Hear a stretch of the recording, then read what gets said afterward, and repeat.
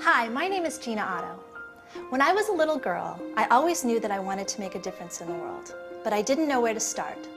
So I grew up and wound up in Hollywood, working in the film industry, doing movies, TV, and commercials, until one day I had one of those life-changing moments while I was filming a Diet Cola commercial. Suddenly, it hit me. This was an industry that uses anorexic models to sell Diet Cola to teenage girls. So I quit. A 12-year career. I didn't want to be a part of the problem. I wanted my life to mean more. Cassandra was strolling along. Cassandra was singing a sing-along song. I was journaling one night and it came out of me in one long sentence. A children's story called Cassandra's Angel. And my life has never been the same since.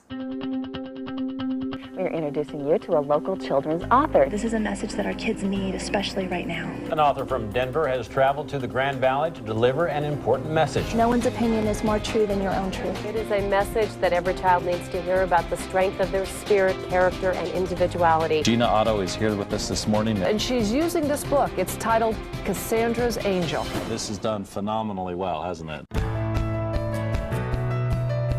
Gina Otto's story teaches children to be real. Cassandra's Angel is about the stories that we are given from the people in our lives about who they think we are, and then dropping all of those stories so that we can become who we came here to be. My little book was affecting children and adults in a very special way. My favorite part in the book is when she meets the angel and the angel tells her that she's a bright light and you can shine. I think Cassandra's Angel spoke to me on a bunch of different levels because I was always that little girl that was told that she was doing it wrong, or she was being too loud, or there was just something not right about the way I was behaving.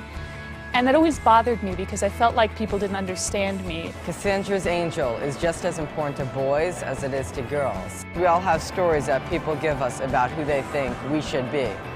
Cassandra's Angel tells us you can be yourself. We can see right here, we're now branching off into all other kinds of directions as well, right? Cassandra's Angel's been turned into a musical. I am more than what they see, and I have finally found the truth. I have it now. Too bad you're never gonna fit in head. If you think we're gonna give it in, it's so sad. The kind of dream you're living in, you think there's nothing to it, but you're never gonna do it, and there's no way. She ran into the house and then down the hall. She was just going to grab. I began speaking to girls and women all over the country about all of the different issues that they were facing. And they said, we've looked at the curriculum and we find it amazing that little girls would be inspired to write something like this. While doing presentations to raise funding and awareness for Cassandra's Angel, I was introduced to Ralph Swerman, the president of an organization that does humanitarian work around the world. We spent 6 weeks on the road in Asia, going to some very, very remote and difficult parts. Gina was our guest, and there was a very special reaction. It was quite intriguing and almost miraculous to see that the themes that Gina focuses on, empowerment and self-confidence and self-esteem, are quite universal, in fact. Oh, this is exciting. Can I sign your book? Yes, please. Nice to meet you. Nice to meet you too. The story is very useful for us, especially for teenagers. This book really relates to Sri Lanka because it helps us to overcome this reputation talk about how we should somehow keep our place in society and instead of being who we are. Thank you so much. Thank you.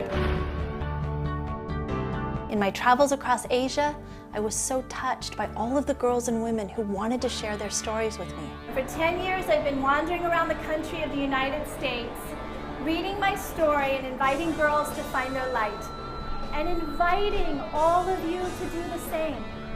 Right now, there is a new conversation in the United States. It is a conversation about leaving behind the old stories of fear and embracing a new story of love and light. I am a bright light. I am a bright light. I am a bright light. And I'm ready to shine.